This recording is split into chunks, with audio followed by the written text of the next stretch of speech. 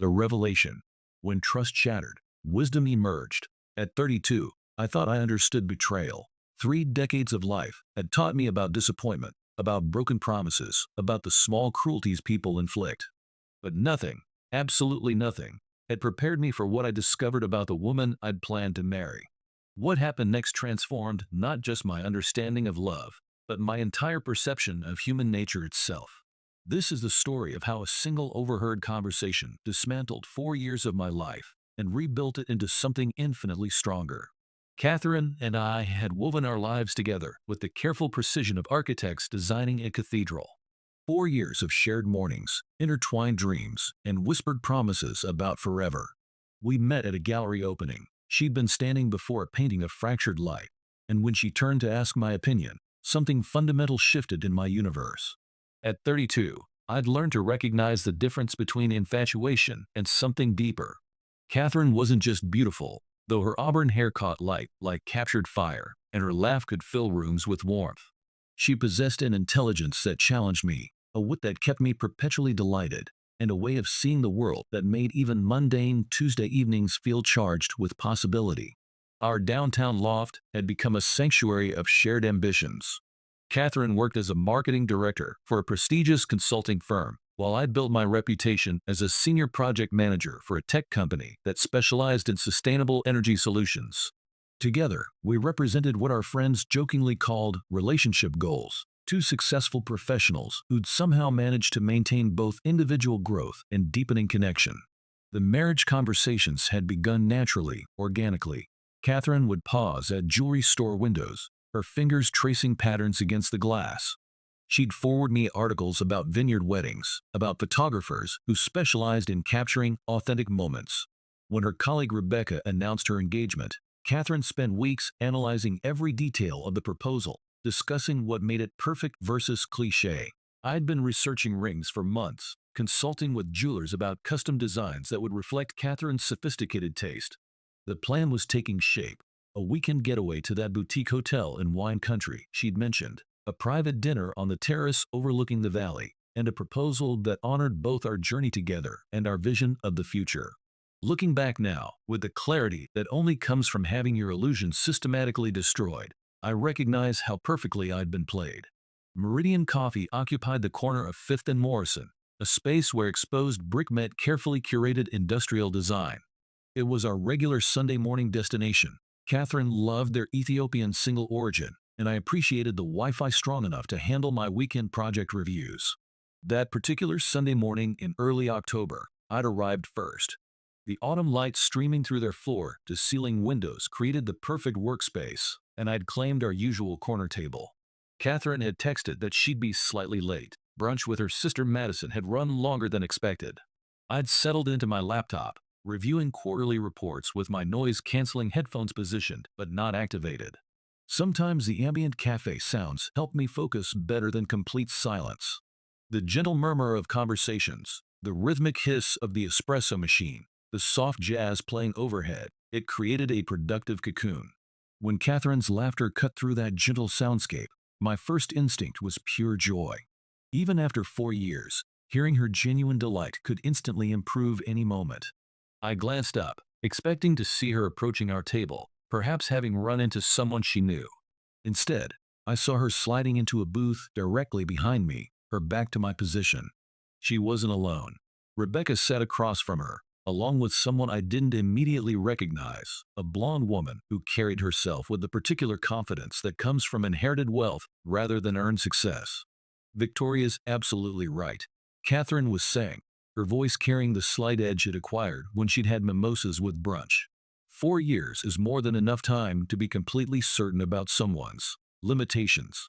The word limitations landed like a physical blow. In 4 years of intimate conversation, Catherine had never used that tone when discussing our relationship. This wasn't the voice that whispered encouragement during my difficult work periods or that celebrated my promotions with genuine pride. But the security aspect, Rebecca said, and I could hear the uncertainty in her voice. That's worth something, isn't it? Stability, predictability. Catherine's laugh sent ice through my veins. Predictability is exactly the problem. David's so transparent, so earnest. He thinks life is about building something together, about mutual growth and shared values. It's almost adorable how naive he is. David. She was talking about me. About us. About the life we'd supposedly been building together. My hands had gone completely still on the laptop keyboard, but my mind was racing. This wasn't possible. This couldn't be the woman who'd spent Thursday evening helping me research sustainable building materials for my latest project, who'd listened with genuine interest as I explained the technical challenges we were facing. And Marcus just makes everything feel. Catherine's voice softened in a way I recognized, but had never heard her use when discussing anyone except me. Alive. Dangerous. Like anything could happen. Marcus. I'd heard the name before. Catherine's new account director, recently transferred from their Manhattan office. She'd mentioned him in passing, usually in the context of challenging client presentations or strategic planning sessions. Never with this particular warmth in her voice. How long? Victoria asked, and something in her tone suggested this wasn't new information to her. 3 months, Catherine replied, and I could hear the smile in her voice. Ever since he arrived from New York. David doesn't suspect anything. He's too trusting for his own good. Still believes in the fundamental goodness of people. 3 months. While I'd been researching engagement rings and planning our future, Catherine had been systematically dismantling it. The proposal situation, Rebecca said quietly. What's your plan? Catherine's pause stretched long enough that I began to hope, perhaps foolishly, that she was reconsidering whatever she'd been contemplating. Perhaps this conversation was just wine-fueled fantasy, not actual intention. Oh, I'm going to let him do it, Catherine said finally, her voice now carrying a cruelty I'd never heard before. David's been so obvious about his planning. He thinks he's being subtle, but I've seen the browser history, the mysterious phone calls to jewelers. He's probably got the whole thing choreographed already. And then? Victoria prompted. Then I'm going to let him get down on one knee, probably in front of people. You know how he loves grand gestures, and I'm going to let him deliver his perfectly rehearsed speech about forever and partnership and all those beautiful illusions he actually believes in. My chest felt like it was collapsing inward. This was the woman I'd been planning to spend my life with, discussing my upcoming proposal like it was entertainment. And then I'm going to tell him exactly what I think about his suburban dreams and his earnest little life plans. I'm going to make sure he understands how thoroughly he's misread this entire situation. Catherine, Rebecca said, sounding genuinely shocked. That's beyond cruel, is it? Catherine's voice hardened. Or is it honest? David's living in a fantasy where I'm someone I've never been. Someone who wants the same small, safe life he wants. Someone who finds his reliability attractive instead of suffocating. But why not just break up with him now? Victoria asked. Why put yourself through this charade? Catherine's laugh was sharp as broken glass. Because Marcus isn't ready to go public yet. His divorce isn't finalized, and his ex-wife is already suspicious. The timing has to be perfect. Divorce. Marcus wasn't just some office romance. He was married. Catherine was involved with a married man, planning to humiliate me publicly and discussing it like a tactical business decision. Plus, Catherine continued, David's lease on the loft runs through December, and he's been covering most of our expenses while I've been investing in my future with Marcus. I'll need time to make arrangements. Financial calculation. She'd been using me as a safety net while building a relationship with someone else. I sat there, my coffee growing cold, my laptop screen dimming into sleep mode, listening to the woman I loved describe me like I was a problem to be solved rather than a person to be considered. What about his friends? Rebecca asked. Your mutual social circle. David's friends were never really my friends, Catherine said dismissively. They're all cut from the same cloth, earnest, well-meaning, fundamentally boring. Marcus moves in much more interesting circles. People who actually do things instead of just talking about sustainable energy and social responsibility. 4 years of shared friendships, dismissed with casual cruelty. 4 years of building connections with people who'd become like family to me and apparently meant nothing to her. The proposal location, Victoria said. Do you know where he's planning it? He's been asking subtle questions about Bella Corti, that little Italian place on the waterfront. It's exactly the kind of romantic gesture he'd think I'd love. Candles, classical music, other couples stealing glances at our magical moment. Bella Corti. She was right. I'd made reservations for the following Saturday evening. I'd specifically requested the corner table with a view of the harbor, the one where we'd shared our first anniversary dinner.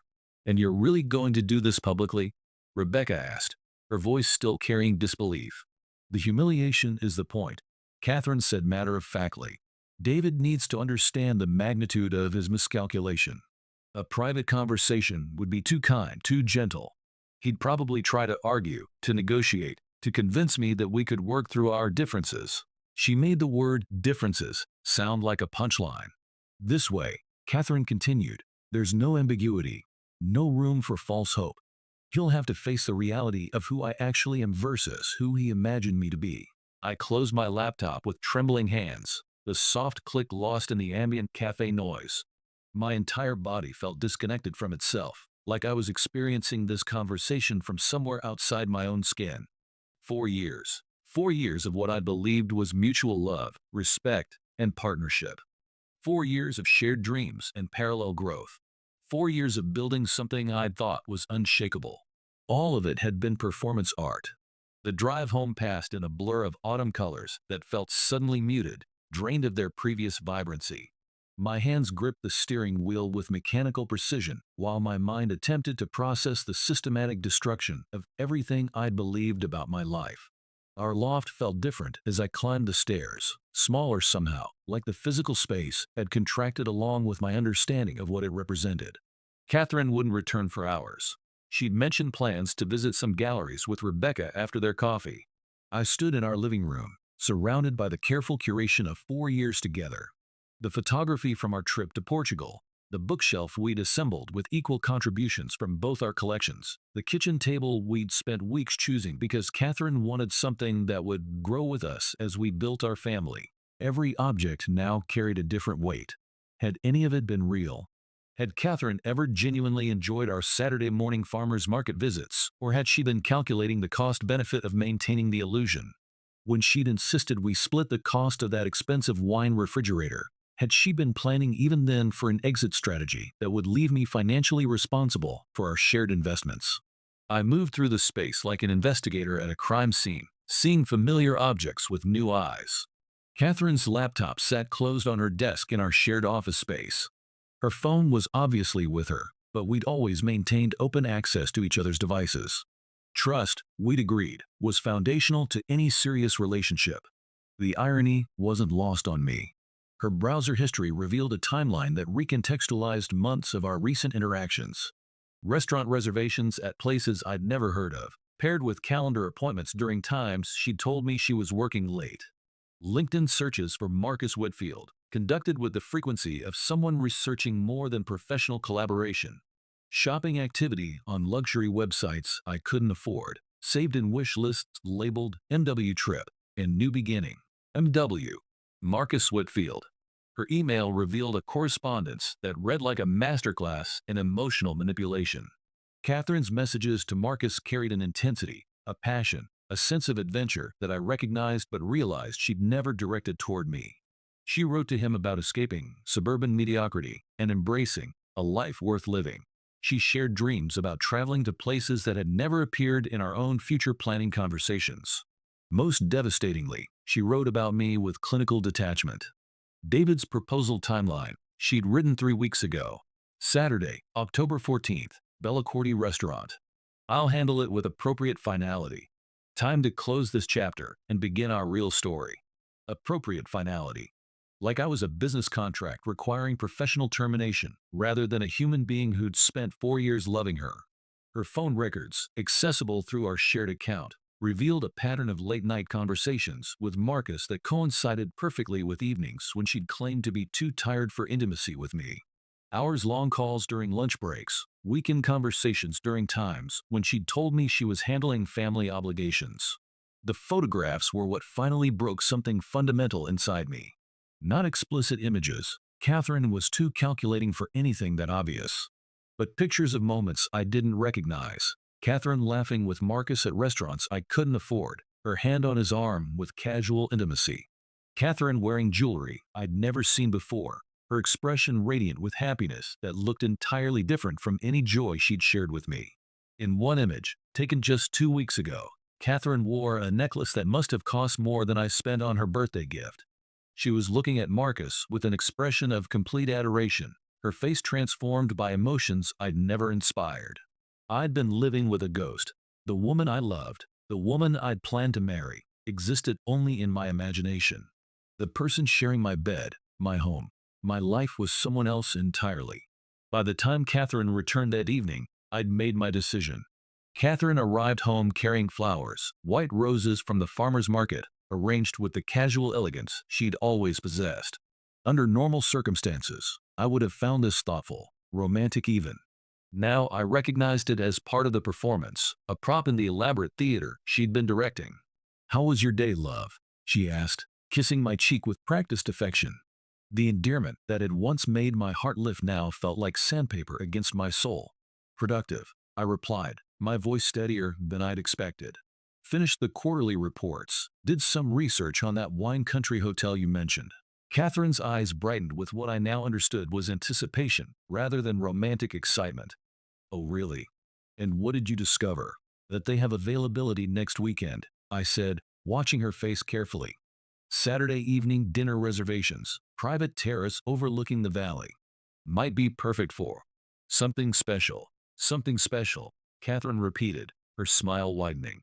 "That sounds wonderful, David. I've been hoping you'd suggest a romantic getaway." The ease with which she lied was breathtaking.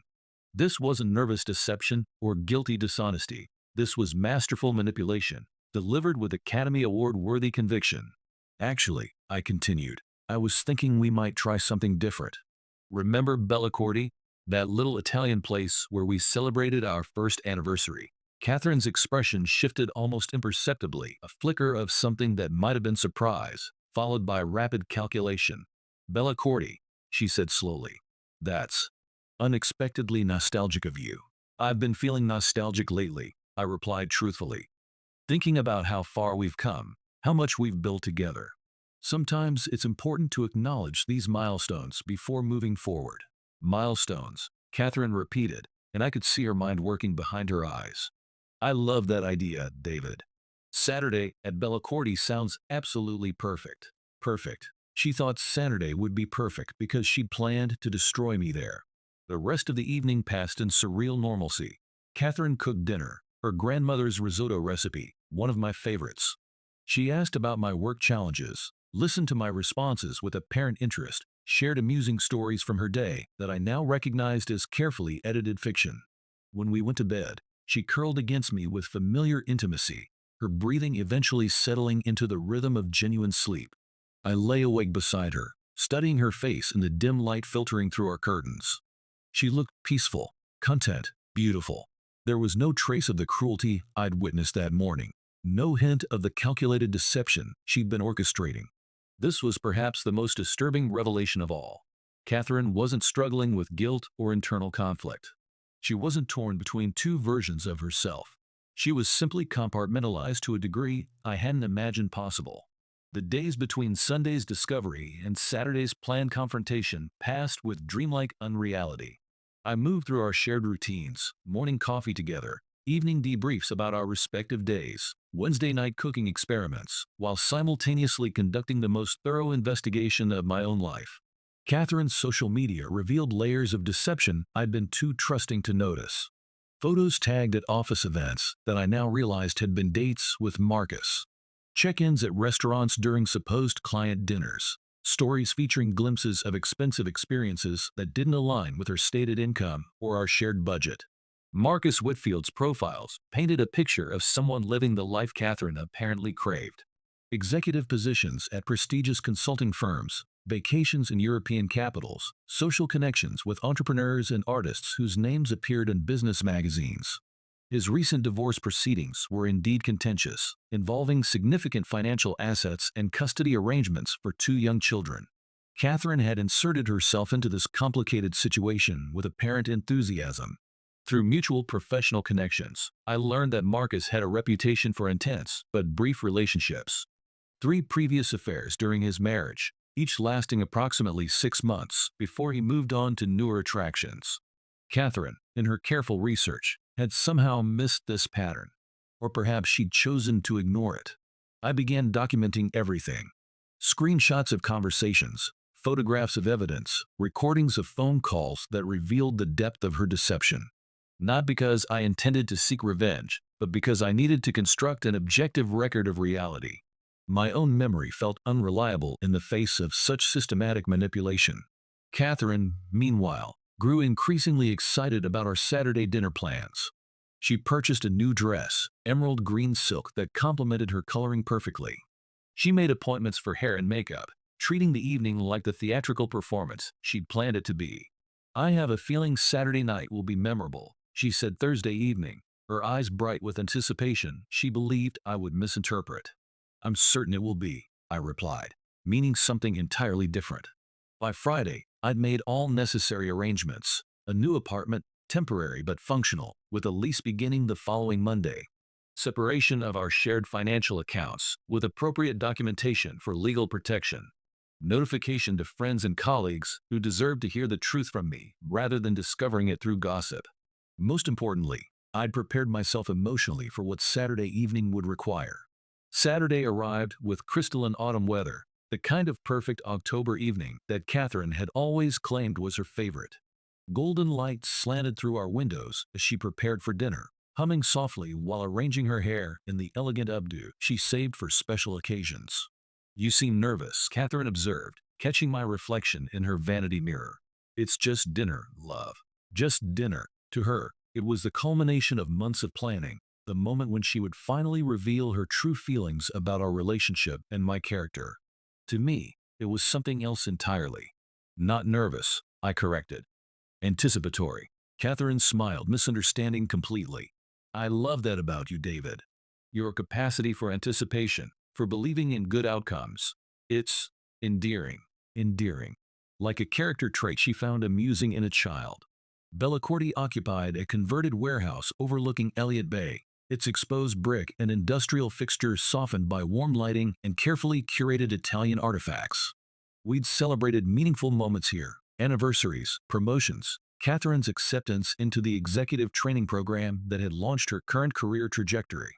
The hostess seated us at the corner table I'd specifically requested, positioned near the window, but with clear sightlines throughout the restaurant. Several couples occupied nearby tables, along with a family celebrating what appeared to be a grandparent's birthday. Perfect witnesses for Catherine's planned theatrical performance. "Wine," I suggested, signaling our server. "Actually," Catherine said, her voice carrying a note I'd learned to recognize as calculated spontaneity, "let's have champagne tonight. I feel like celebrating." Celebrating. She felt like celebrating my upcoming humiliation. We ordered champagne, antipasti, pasta courses that would provide adequate time for the conversation Catherine had choreographed. She was radiant, animated, discussing work developments and weekend plans with enthusiasm that felt entirely genuine until you understood its true source. Halfway through our second course, Catherine's phone buzzed.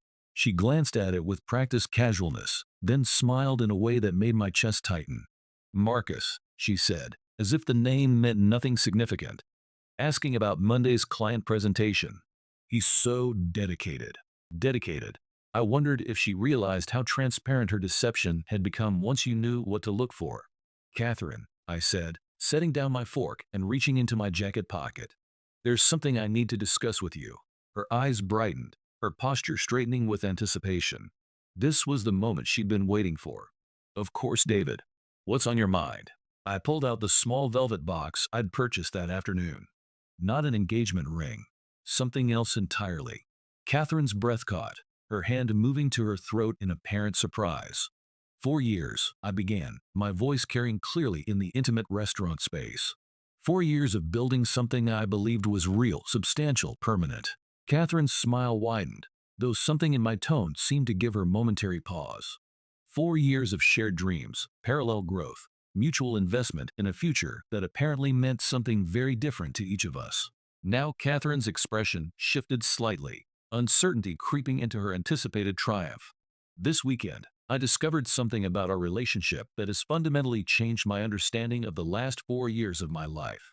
I opened the velvet box, revealing not an engagement ring, but a small digital recording device. Catherine's face went completely white. "Last Sunday morning at Meridian Coffee, you had a conversation with Rebecca and Victoria about your plans for this evening." about your relationship with Marcus Woodfield, about your intention to humiliate me publicly when I proposed marriage. The words landed like physical blows. Catherine's champagne glass trembled in her hand, and I could see her mind racing, calculating potential responses. The fascinating part, I continued, my voice remaining steady, isn't that you were planning to leave me. People fall out of love, relationships end, hearts change direction. These things happen, and they can be handled with dignity and mutual respect. Catherine tried to speak, but no sound emerged. The fascinating part is that you were planning to destroy me emotionally in front of witnesses, as entertainment for your friends, as a way to demonstrate your superiority before beginning your new life with a married man who has a documented history of serial infidelity. Now Catherine found her voice. David, you don't understand. I understand perfectly. I interrupted gently.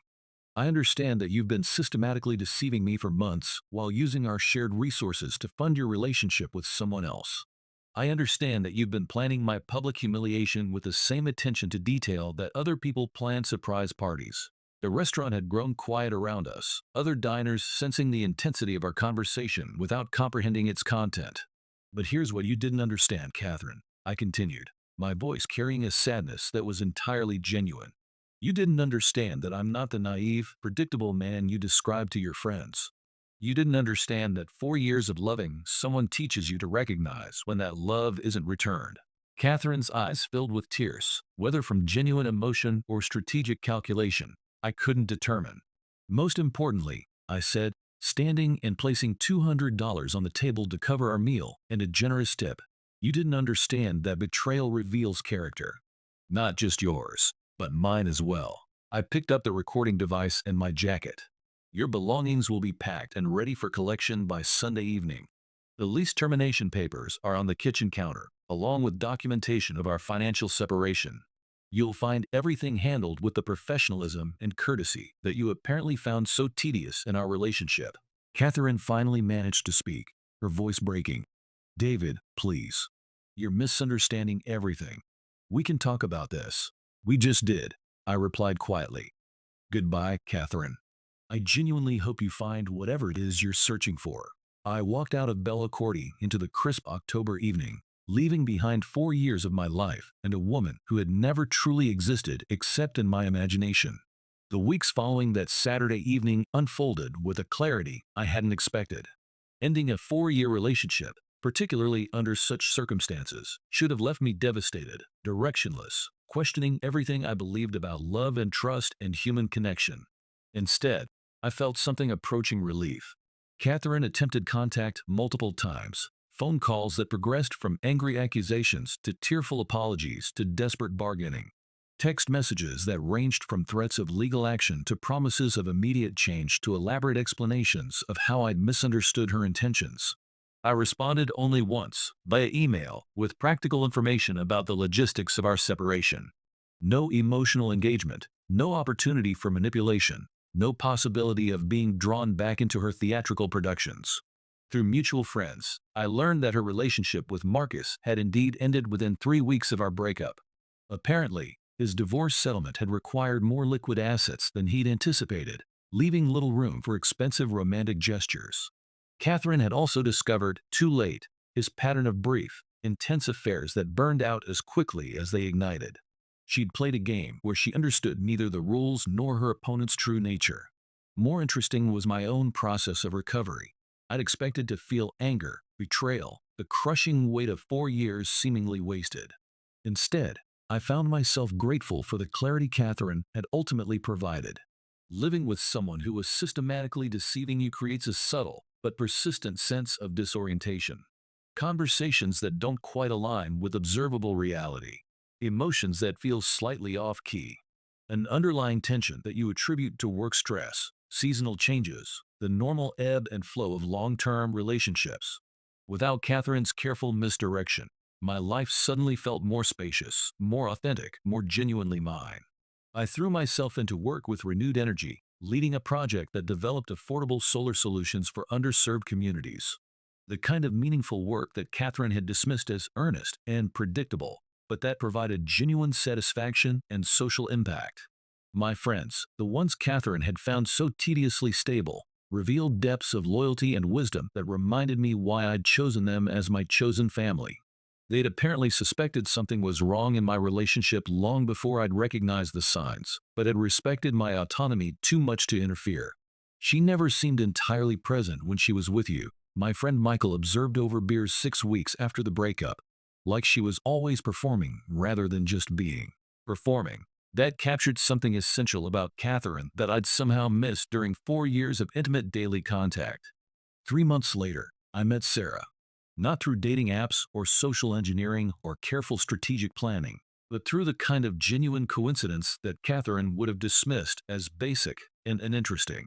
I was reading at a coffee shop, not Meridian, but a smaller place in my new neighborhood, when a woman at the next table asked if I'd finished with the sugar dispenser.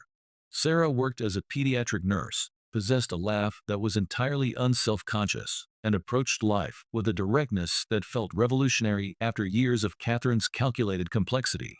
She was beautiful in a way that didn't require constant maintenance, intelligent in a way that didn't need to prove itself through put-downs, and kind in a way that seemed to spring from genuine inner contentment rather than strategic positioning.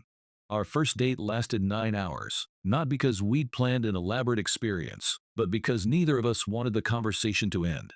"You seem surprised by everything," Sarah observed during our third dinner together. "Like you expected life to be more complicated than it actually is." She was right. Catherine's influence had taught me to look for hidden meanings, secondary motivations, elaborate subplots in every interaction.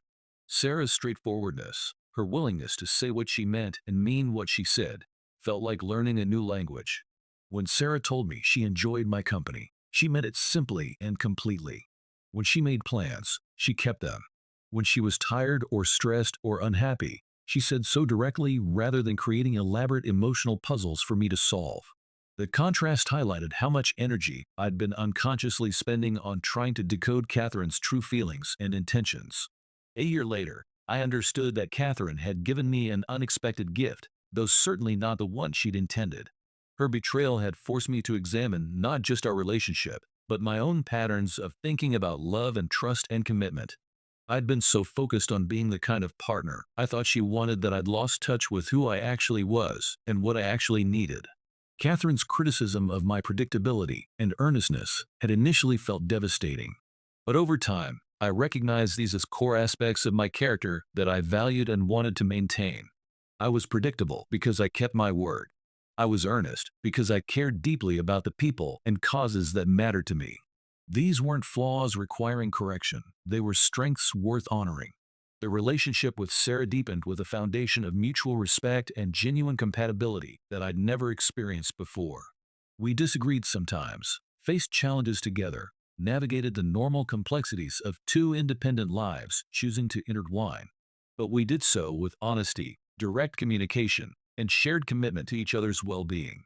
6 months ago, I proposed to Sarah on a random Tuesday evening in our kitchen while she was making dinner.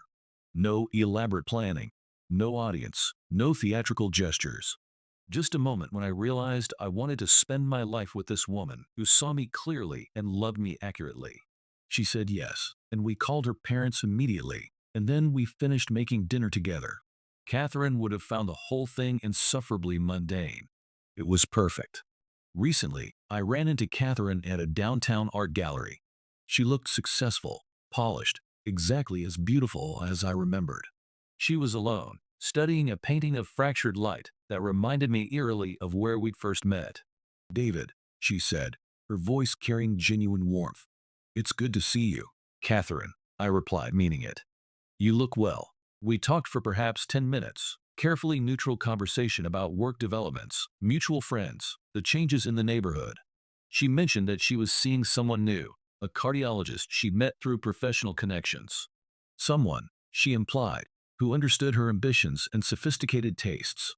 I mentioned Sarah, our engagement, our plans to travel to New Zealand for our honeymoon. "That sounds wonderful," Catherine said, and I believed she meant it.